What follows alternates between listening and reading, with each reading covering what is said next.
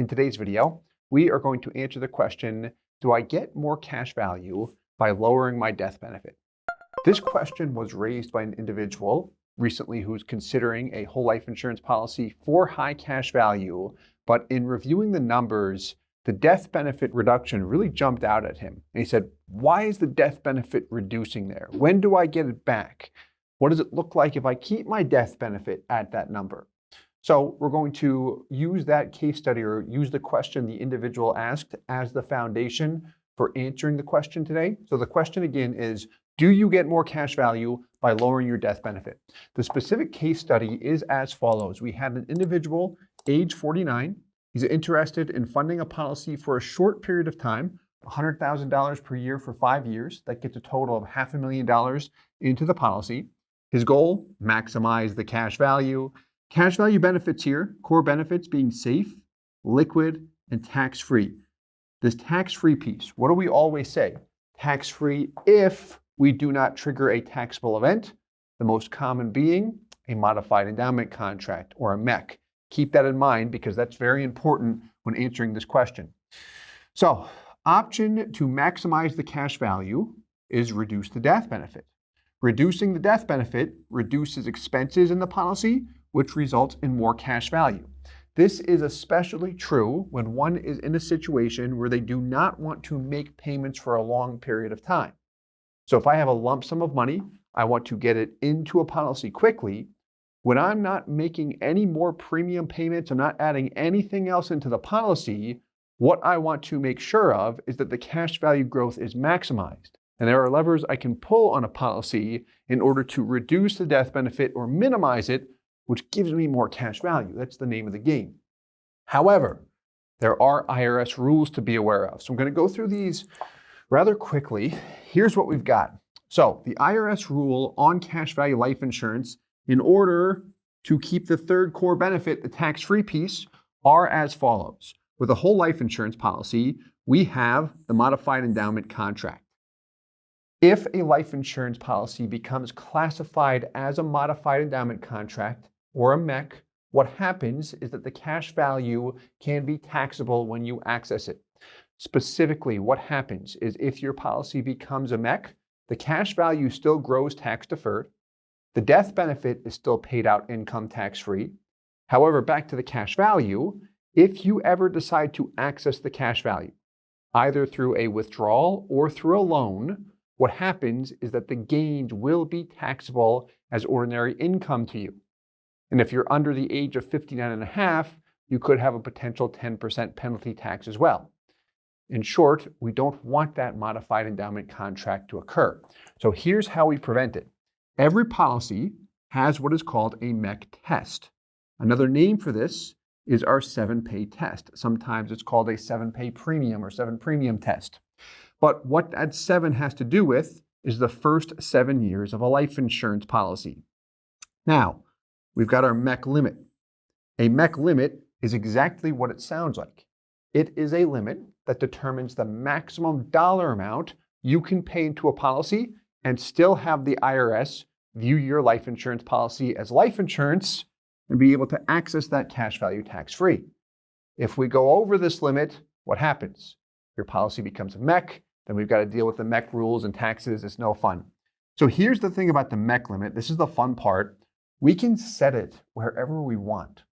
When we're setting that MEC limit, what you'll find it has a direct relationship to is an individual's age and total death benefit on a policy. There are other factors that impact the MEC limit. Gender has a role. Also, the guaranteed rate on a product will have a significant impact on the initial MEC limit. However, the total death benefit and age, those are the two most important things.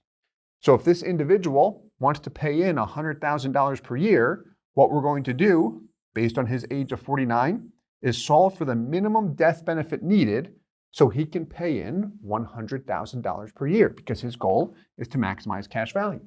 Follow? Pretty neat, right? So here's another item to be aware of, is if the death benefit is lowered during the first 7 years, the MEC limit will be lowered. So, for example, He pays in $100,000 per year for how many years? 5 years. When he's done paying into it, can he reduce the death benefit in year 6 in order to reduce expenses when he's not paying anything in? No, because that will trip the MEC limit here. So let's go through this in detail, and then we're going to look at illustrations so we can see everything. Here's what we've got. 49-year-old individual, funding $100,000 per year. That's the maximum he'll pay in the scenarios we're looking at. So the MEC limit we need is $100,000. At his age, we need a death benefit of $1.6 million. You'll actually see it's just a hair above 1.6. It's 1.605. 1.6 gave him a $99,000 MEC limit and change. My point is, when you see the exact illustration, there'll be an additional $5,000 in life insurance to prevent the MEC. Now, keep this piece in mind. We cannot reduce the death benefit until the 8th year, because if we reduce the death benefit during the first 7 years, the MEC limit will be reduced. And if the MEC limit falls below what any of our payments were in the first 7 years, if it falls below 100K, the policy will become a MEC.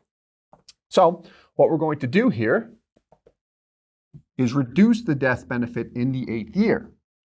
So what this will do is maximize the cash value without triggering a MEC. So that's exactly what we looked at.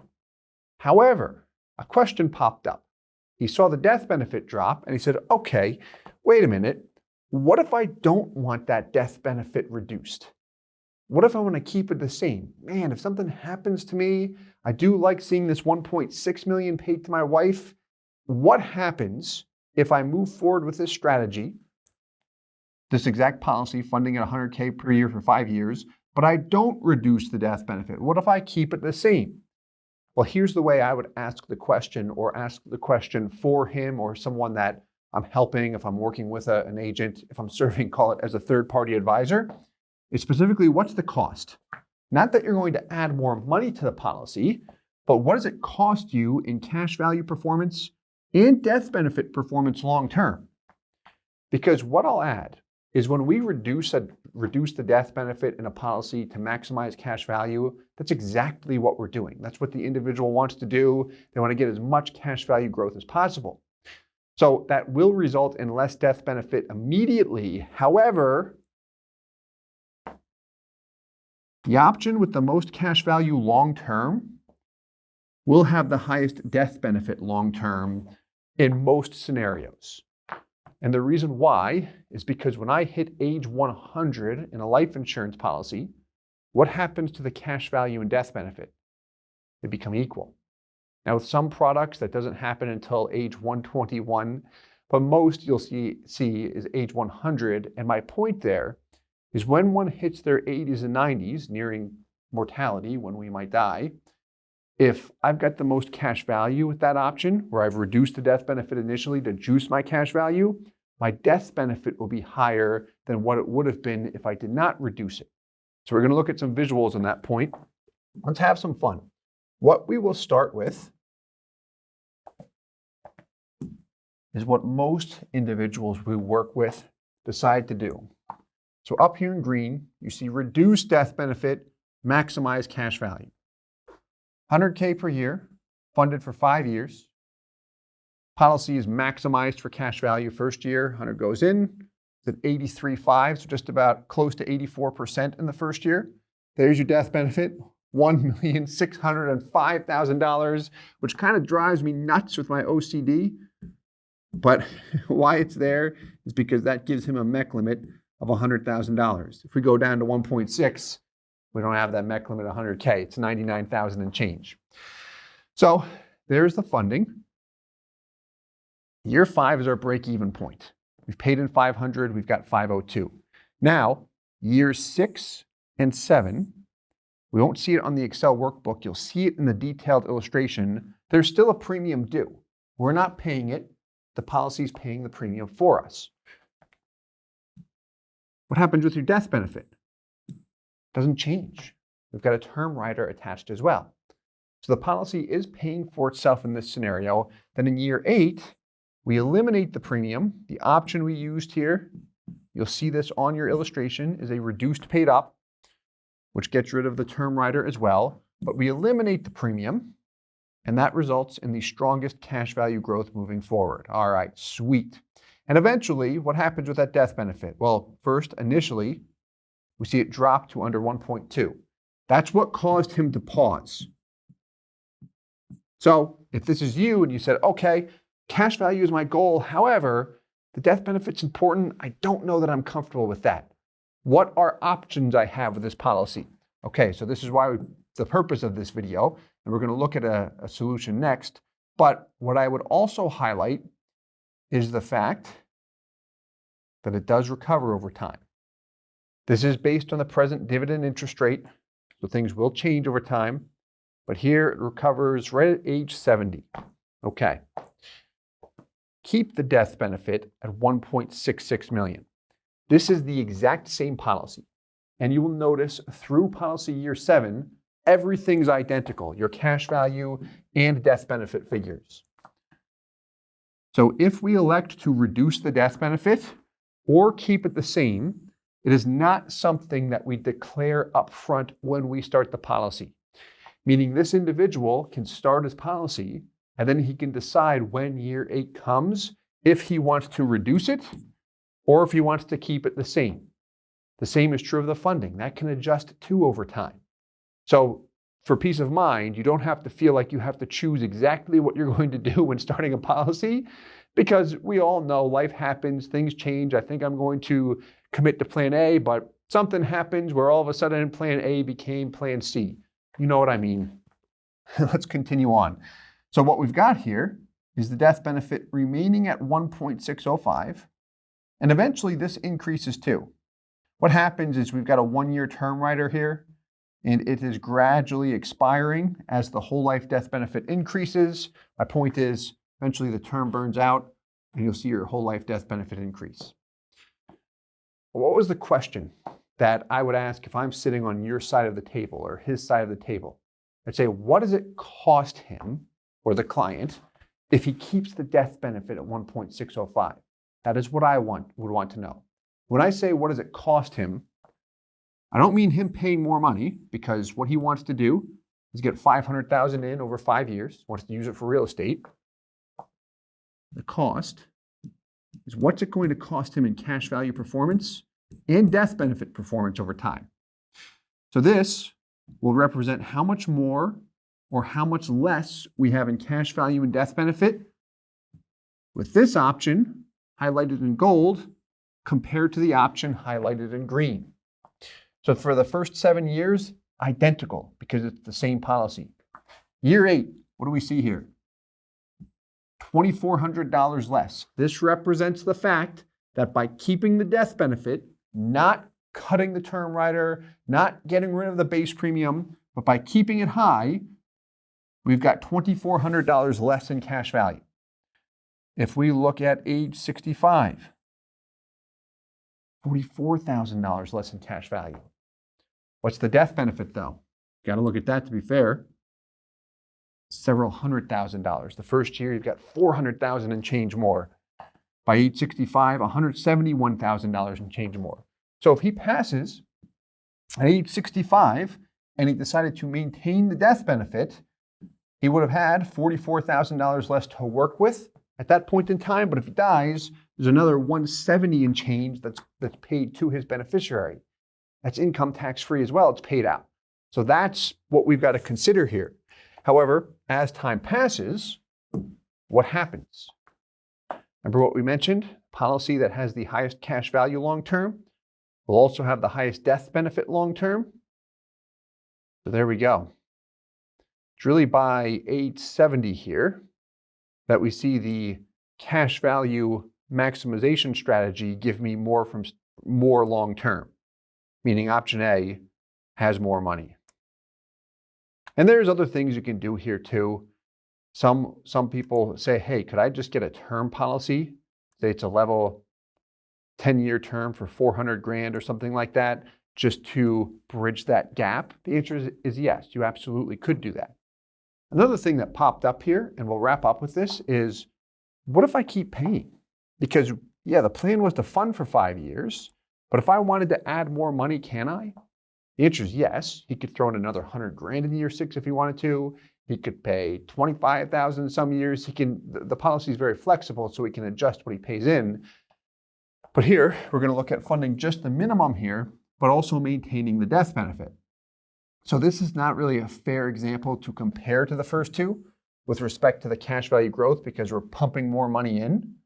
But it is nice to see from a consumer's perspective to say, hey, if I don't have an issue paying another 10 grand or whatever dollar amount he wants to pay in, what's the impact on my policy? Well, we see by year 6, things are moving. If I pay in 10, I get the 10 back because then the 10 puts me to 512 plus another 22 on top of it. I'm at 534. So I'm not seeing that go out the door just to costs and expenses. It's building equity for me, so I have access to it. There's the cash value. Just about at $1 million. Look at the death benefit. I was able to keep it at 1,605 and it increased quite quickly too. Now you'll notice a little dip there. So if he doesn't want to do this, he doesn't have to. But in this option, we did the same thing that we did in this option. Meaning when he was done funding, we did reduce the death benefit as low as we could push it at that point in time to maximize cash value growth. At this stage, however, he's above the original 1.6, so that's why we did that, because he has what he wants, so we might as well maximize everything moving forward. So, answer to the question, do I get more cash value by lowering my death benefit? Yes. However, if you hesitate upon seeing that death benefit drop, what I would look at is a comparison. Specifically what we saw there, what does it look like if we maximize cash value when we're no longer paying by reducing the expenses, eliminating the premium, compared to keeping the premium there, keeping the term rider attached. And ask specifically, what does it cost me in performance? What's the difference in cash value and death benefit, short-term and long-term? That's what I would look at to really help me make a decision. And the nice thing about this is, one, you do not have to choose up front. These are adjustments you can make to a policy as time passes. But two, it can be any time after the 7th year. So we illustrated there that reduction in policy year 8. Say at year 8, you don't know. Well, it can be a year-to-year decision. You can say, you know what, let's keep the death benefit high, years 8, 9, and 10. And then by year 11, you know what, I don't need it. Let's reduce it. Maybe we only partially reduce it. We can cut the term insurance, keep the premium there. We don't have to eliminate that through that reduced paid up option. I'm getting technical here.